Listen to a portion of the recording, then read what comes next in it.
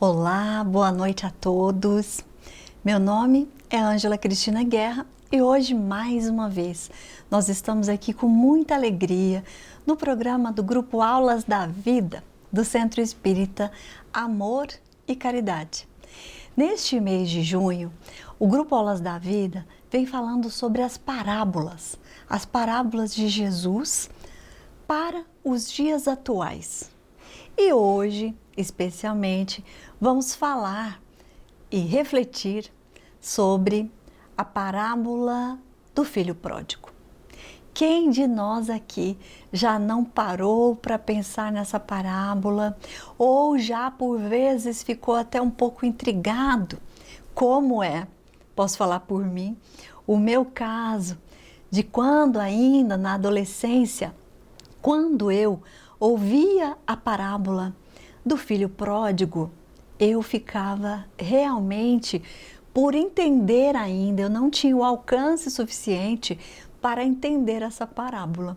Lá na minha adolescência, quando comecei a frequentar casas espíritas e estudar as parábolas. E hoje nós estamos aqui com essa tarefa que é quase um desafio, refletir sobre ela, mas pretendemos seja um pouco mais clara para o entendimento de todos nós, seguindo o Evangelho de Jesus, a parábola contada por Jesus e à luz da nossa doutrina espírita, como sempre nós trabalhamos. Então contamos com Deus nosso Pai, Jesus nosso Mestre, a espiritualidade amiga que nos ilumine e abençoe este momento de estudo e reflexão. Bom, a proposta do mês é realmente estudar as parábolas. Semana passada foi a parábola do semeador e hoje a parábola do filho pródigo. Primeiramente, vamos pensar o que seria o pródigo, né? Quando nós falamos de filho pródigo, nós lembramos dessa história bíblica, né, que narra a história do filho mais novo de um homem rico. Essa história foi contada por Jesus quando ele falava aos pecadores, às pessoas que eram muito julgadas, né, à época dele, quando os fariseus, os saduceus vieram e falaram, mas Jesus está sentado com eles, né? E Jesus falou à época, né, que ele falava para os pecadores, para que eles se conhecessem e se arrependessem, podemos dizer essa palavra. E desta forma também nós vamos lembrar que ele falou que somente os doentes precisam de médico, né? Os sãos não precisam de médico. Nesta ocasião, nós vamos encontrar no Evangelho de Lucas, capítulo 15, versículos 10 a 32, a parábola.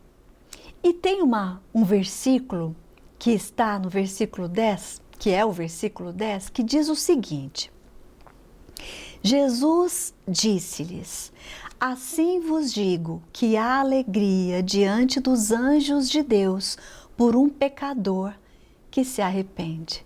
Há alegria dos anjos de Deus por um pecador que se arrepende. Bom, vamos falar sobre o pródigo. O pródigo, né, também, ele pode ser lembrado como esse filho mais novo da parábola bíblica, né, dessa história. E é uma pessoa meio perdida, uma pessoa, digamos que ausente, alguém inconsequente, alguém que gasta muito, que é muito liberal e que desperdiça tudo o que tem. Bom, para recordar a parábola, para quem porventura esteja aqui acompanhando o nosso programa e não tenha lembrança da íntegra, né, da história em sua íntegra, ou que gostaria de relembrá-la, vamos lá. Eu gostaria de, neste momento, dividir com vocês essa história que Jesus contou aos publicanos e aos pecadores à época. Jesus continuou dizendo, depois de dizer: assim vos digo, a alegria diante dos anjos de Deus por um pecador que se arrepende. Lucas capítulo 15, versículo 10. No versículo 11 ele começa. Jesus continuou: um homem tinha 2 filhos. O mais novo disse a seu pai: pai, quero a minha parte na herança. Assim, ele repartiu a propriedade entre eles. Não muito tempo depois, o filho mais novo reuniu tudo o que tinha e foi para uma região distante. E lá, desperdiçou os seus bens vivendo irresponsavelmente. Depois de ter gasto tudo, houve uma grande fome em toda aquela região e ele começou a passar necessidade. Por isso, foi empregar-se com um dos cidadãos daquela região que o mandou para o seu campo a fim de cuidar dos porcos. Ele desejava encher o estômago com as vagens de alfarrobeira que os porcos comiam, mas ninguém lhe dava nada. Caindo em si, ele disse: quantos empregados de meu pai têm comida de sobra e eu aqui morrendo de fome? Eu me porei a caminho e voltarei para meu pai e lhe direi: pai, pequei contra o céu e contra ti. Não sou mais digno de ser chamado de teu filho. Trata-me como um de teus empregados. A seguir, levantou-se e foi para o seu pai. Estando ainda longe, seu pai o viu à distância. E cheio de compaixão, correu para seu filho, o abraçou e o beijou. O filho lhe disse: pai, pequei contra o céu e contra ti. Não sou mais digno de ser chamado teu filho. Mas o pai disse aos seus servos: depressa, tragam a melhor roupa e vistam nele. Coloquem um anel em seu dedo e calçados em seus pés. Tragam um novilho gordo e matem-no. Vamos fazer uma festa e alegrar-nos, pois este meu filho estava morto e voltou à vida. Estava perdido e foi achado. E começaram a festejar o seu regresso. Enquanto isso, o filho mais velho estava no campo. Quando se aproximou da casa, ouviu a música e a dança. Então, chamou um dos seus servos e perguntou-lhe o que estava acontecendo. Este lhe respondeu: seu irmão voltou e seu pai matou o novilho gordo porque o recebeu de volta são e salvo. O filho mais velho encheu-se de ira e não quis entrar. Então seu pai saiu e insistiu com ele. Mas ele respondeu a seu pai: olha, todos esses anos tenho trabalhado como um escravo ao teu serviço e nunca desobedeci às tuas ordens, mas tu nunca me deste nem um cabrito para eu festejar com os meus amigos. Mas quando volta para casa, esse teu filho que esbanjou os teus bens com as prostitutas, matas o novilho gordo para ele.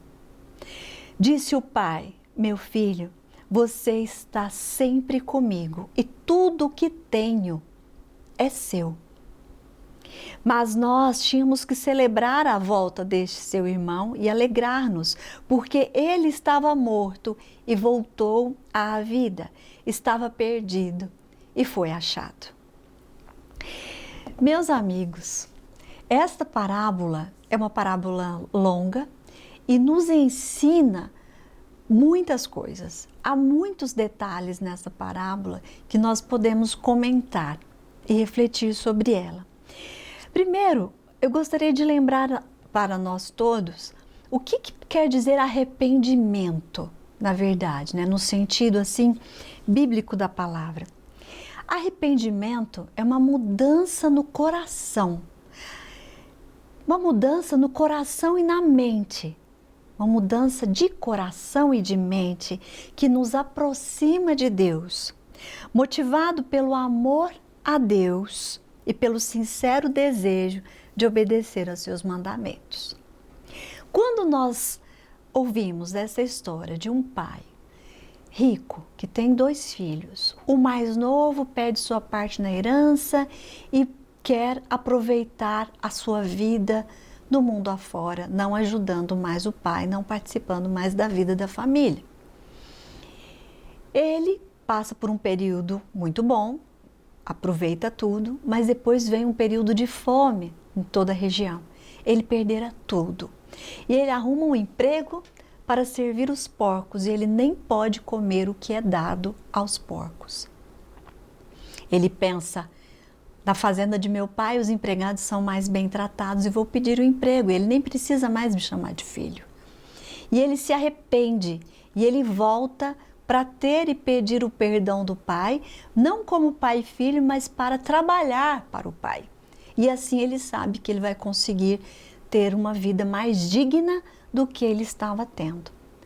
O pai, nós vamos lembrar dos anciões orientais que sempre vestem uma túnica, o que representa também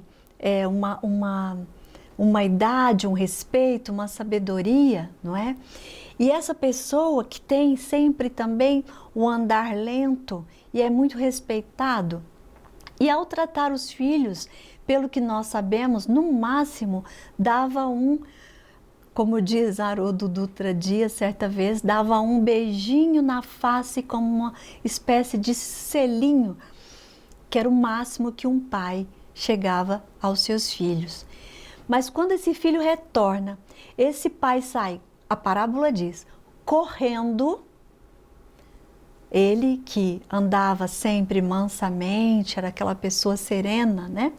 Ele sai correndo, abraça e beija o seu filho que chega de volta à fazenda e é visto de longe. O pai corre até ele.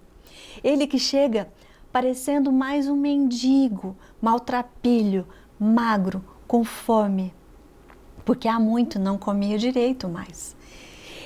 O pai pede para que tragam uma túnica, que representa também que ele está recebendo o filho de volta como filho, um anel, que também tem um símbolo grande à época, e pede para que matem uma novilha. E se nós formos lembrar também dos costumes orientais e, por exemplo, de quem vivia próximo ao deserto, um cabrito tinha que durar, era refeição de 2 meses. Esse pai, ele manda matar uma novilha e fazer uma festa. Tamanha era a alegria de ter um filho de volta. Por isso ele fala, né? Esse filho estava morto e voltou à vida. Aí tem o segundo filho, né, que é o filho mais velho, que quando vê tudo isso, ele fala: pai, eu estou sempre aqui. Primeiro ele não quis nem entrar. Quando o filho tem essa rejeição de não entrar naquela época, o pai quase que mandaria embora. E não foi o caso. O pai vai até ele lá fora e resgata esse filho, tenta resgatar explicando a ele. O seu irmão estava perdido, estava morto, e é como se ele estivesse voltando à vida. E isso para os pais é uma maior alegria. O filho não entende por este ponto de vista e entende que ele tendo ido embora, já tendo recebido a parte dele na herança, ele não merecia aquele tipo de recepção, festiva, inclusive. No livro Palavras de Vida Eterna, de Chico Xavier e Emmanuel, no capítulo 98, Emmanuel começa, ele explica esse tratamento, né, esse ponto de vista do filho mais velho, aquele que servia o pai, de uma forma muito particular. Vamos lá, e que torna tudo mais claro. Porque como eu disse a vocês, na minha adolescência, me parecia que eu estava mais preocupada e concordando com aquele filho que ficou. Mas depois, com o entendimento, e agora também nós todos, vamos ver que Emmanuel diz o seguinte: na parábola do filho pródigo, não encontramos somente o irmão que volta experiente e arrependido ao convívio do lar.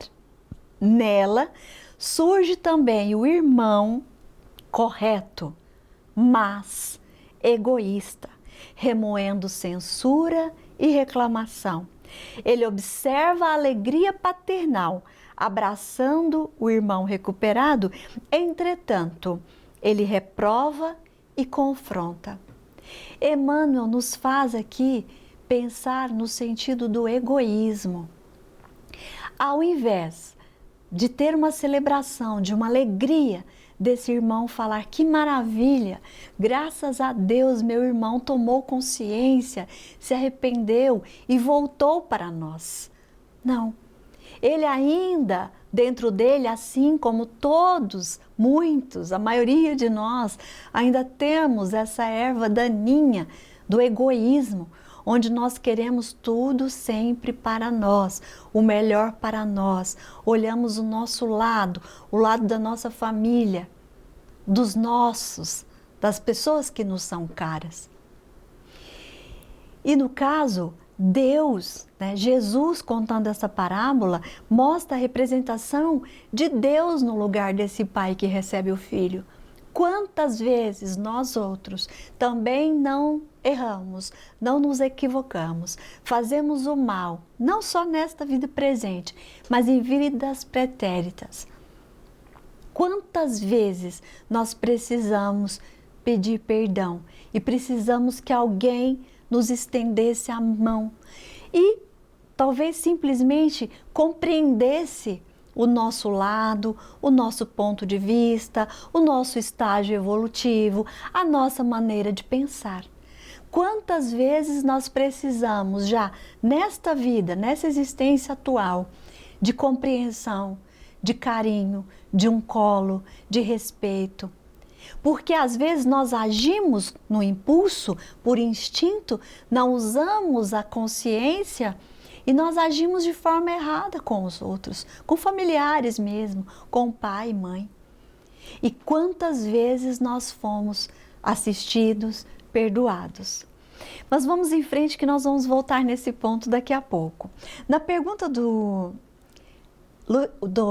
O Livro dos Espíritos, na questão 999, Allan Kardec pergunta aos espíritos: o arrependimento sincero durante a vida basta para apagar as faltas e fazer encontrar graça diante de Deus? Se eu somente me arrepender, tá tudo bem?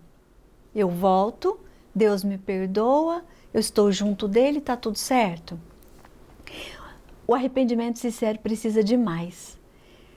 A espiritualidade responde: o arrependimento ajuda o progresso do espírito, mas o passado deve ser expiado.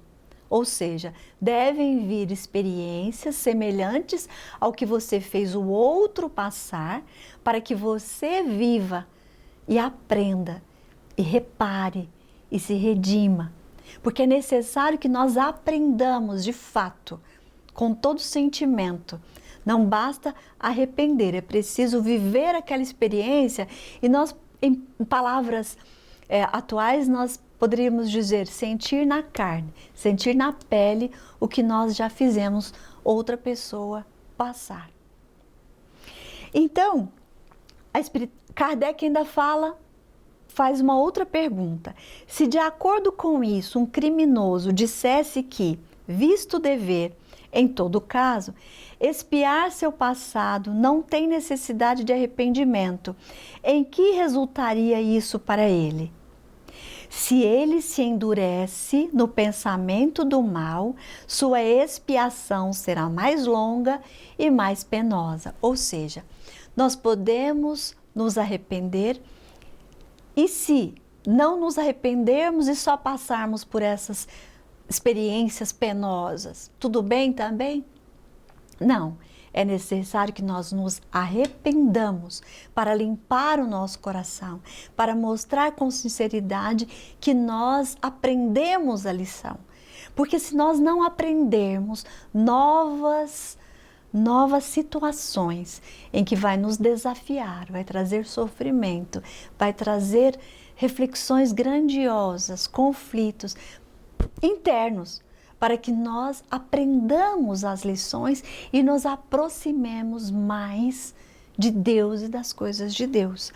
Na pergunta 1000, podemos nós, desde esta vida, resgatar nossas faltas? Sim, reparando-as. O mal não é reparado, veja bem, pessoal, o mal não é reparado senão pelo bem. Se não fizermos o bem, não repararemos o mal que nós já fizemos.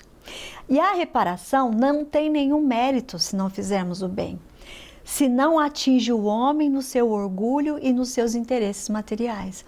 Muitas vezes as nossas provas, as expiações, ela nos atinge no nosso egoísmo, na nossa vaidade e muitas vezes, olha, no orgulho, né? E nos nossos interesses materiais. E é nessa hora de sofrimento que nós temos aqui, de quebra-cabeça, como é que eu vou fazer, como é que eu vou levantar de novo, é que nós mais aproximamos de Deus e nós oramos, nós fazemos nossas preces e nos arrependemos e lembramos de coisas que já fizemos que talvez não tivéssemos que ter feito. Por isso temos essa consequência hoje, né? Lei de causa e efeito. No final da resposta número 1000, ele diz o seguinte, a espiritualidade: de que lhe serve, enfim, se humilhar para Deus, se conserva seu orgulho diante dos homens? Nós temos que nos tornar pessoas menos vaidosas, pessoas entendedoras de que somos todos iguais, de que somos todos irmãos e que o bem que eu fizer para o meu próximo, eu estou fazendo a mim mesmo. E quando eu procuro evoluir e me instruir e aprender a amar, esse é um exercício de via dupla, né? Porque quando eu trato bem o outro, eu estou exercitando a caridade, não só para com o outro, mas para comigo mesmo, me redimindo de coisas do passado também. Jesus disse, né? Reconcilia com seu inimigo e depois deixa sua oferenda diante do altar. Não adianta nós orarmos todos os dias, pedindo perdão a Deus sobre nossas faltas, mas nós não procuramos lá a pessoa que nós ofendemos, aquela pessoa a quem nós fizemos algum mal, ou que há simplesmente alguma nuvem, né, de desarmonia entre eu e essa outra pessoa. Devemos nos reconciliar e depois nos dirigirmos a Deus nosso Pai. Chico contava uma história, caminhando agora para o final da nossa reflexão, de que, trazendo aqui para a atualidade, né, mais ainda, um homem muito rico, Chico Xavier, contava essa história de que um homem muito rico tinha vários filhos e um dia ele disse que todo o tesouro dele estava no cofre da sua casa. Esse pai veio a falecer e ainda no período do velório, os filhos foram onde? Foram até o escritório abrir o cofre para ver qual era esse grande tesouro que ele havia deixado. Quando eles a abriram, olha a surpresa. Havia lá um bilhete dizendo assim: meus filhos, eu sei que vocês são nobres e amigos, e eu deixo aqui, eu deixei por isto toda a minha fortuna para os necessitados. Eis aqui o meu tesouro. E daí eles abrem e há um Evangelho segundo o Espiritismo marcado na parte honrar teu pai e tua mãe. E ele disse: esse é o meu maior tesouro, é o maior legado. O nosso honrar, o nosso respeito ao nosso pai e à nossa mãe. Esse pai da parábola nós podemos ver nele a figura de Deus. Esse filho que pede tudo, que pede todos os recursos, que pede bens materiais, somos nós em nossas orações que pedimos tudo para nós.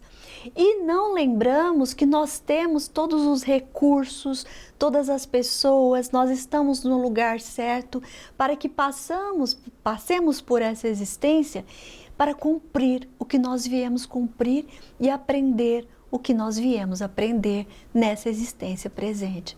Deus nos dá todos os recursos de que precisamos e nós queremos mais incansavelmente. Paremos, meus irmãos, para refletir sobre as nossas vidas. Se nós estamos reclamando muito, se nós nos esquecemos de agradecer o que nós temos, o que nós já tivemos e que com o nosso esforço e com o nosso trabalho, com a nossa entrega, tanto profissionalmente quanto nos trabalhos espirituais, no bem, exercitando a caridade e o amor, o quanto ainda nós teremos e o quanto ainda nós seremos. Como é que nós vamos voltar para casa no plano espiritual? Eu voltarei para o plano espiritual como esse filho arrependido de ter desperdiçado o tempo, os recursos, o dinheiro, o trabalho, a família, os amigos que Deus me confiou para que eu fizesse o melhor trabalho de evolução espiritual aqui na Terra, nessa escola bendita. Como é que eu vou voltar para casa? Ou eu vou ser ainda esse outro filho egoísta que diz, mas eu fiz mais, por que eu não mereço tanto? E aí, nossa mãe hoje, nosso pai pode dizer para nós, talvez vocês também já tenham ouvido isso, você fez o correto, mas o correto é a nossa obrigação. Além de fazer o que você deve fazer, merece sim reconhecimento. Mas nós devemos também nos vigiar quanto a isso. Nós queremos reconhecimento e pompas por fazer o que é correto, por fazer o que é certo. Então analisemos as nossas ações, as nossas atitudes. Eu disse que voltaríamos ao livro Palavras de Vida Eterna para finalizarmos a nossa reflexão. Emmanuel diz algo no final dessa explicação dele, Palavras de Vida Eterna, vou repetir, capítulo 98. No final ele diz algo que mexeu muito comigo. Assim como toda essa parábola sempre mexe conosco, né? Como eu disse a vocês, até me explicando, esclarecendo melhor, no começo da nossa reflexão eu disse que na minha adolescência eu não entendia muito essa parábola. Eu ficava muito do lado do filho mais velho que ficou trabalhando com o pai. Eu também não tinha ainda esse entendimento de que um filho arrependido que volta, ele volta a viver novamente. Isso deve ser comemorado, isso deve ser muito comemorado.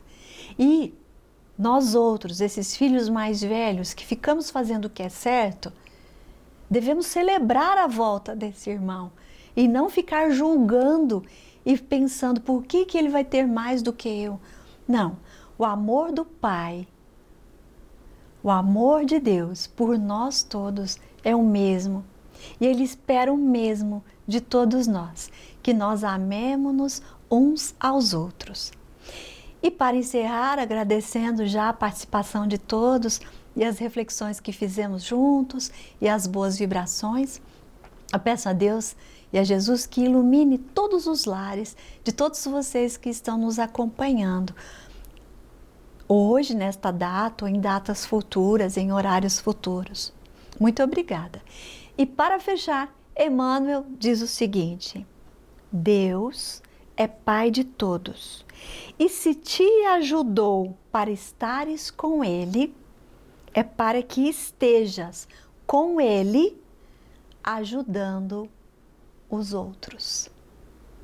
Ou seja, Deus é Pai de todos, e se Ele nos ajuda, é para que nós estejamos com Ele, para que nós possamos evoluir e um dia estar com Ele, ou estar com Ele sempre, né, nas nossas vidas e ações, e estarmos com Ele, sempre com o outro. Nós nunca estaremos felizes, completos, avançando para a perfectibilidade, para essa faculdade de nos aperfeiçoarmos sem o convívio, o agir melhor com o nosso irmão que caminha ao nosso lado. Que Jesus abençoe a todos e muito obrigada por estarem conosco.